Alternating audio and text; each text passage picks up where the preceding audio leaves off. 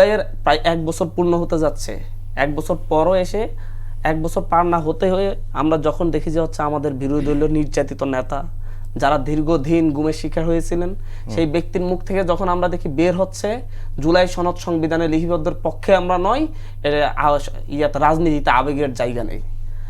আমাদের একটা কথা তখন আমাদের কাছে মনে হয়, এই আবেগ যদি না থাকতো তাহলে সেই ভারত থেকে শিলং থেকে বাংলাদেশে আসা আপনার হতো না। এটা আবেগ, এই আবেগটাকে সম্মান দিয়ে সংবিধানে লিপিবদ্ধ করতে হবে। কারণ আওয়ামী লীগ জুলাইকে জঙ্গি হামলা বলতেছে, অনেক ক্ষেত্রে দাঙ্গা বলতেছে, জুলাইয়ের দাঙ্গা বলতেছে। অনেক ক্ষেত্রে দেখা যাচ্ছে যে হচ্ছে আপনাদের দলের অনেকেই আবার হুমকি ধামকি দিচ্ছে যে যদি হচ্ছে তাদের সাথে সমঝোতায় না আসে। আমরা দেখলাম যে সেদিনে গতকালকে একজন পোস্ট দিল, তাহলে হচ্ছে আওয়ামী লীগকে একটু সুযোগ করে দিবে, এদেরকে রাস্তায় ফিসে মেরে ফেলবে। এই ধরনের যখন হুমকি দামকি দেয় তখন আমরা ভয় পাই।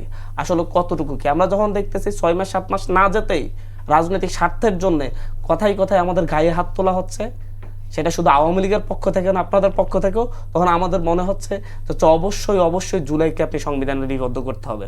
মৌখিক আশ্বাসে বিশ্বাসী নয়, কারণ হচ্ছে মৌখিক আশ্বাস দিয়ে আপনারা বারবার সেই আশ্বাস ভঙ্গ করেছেন।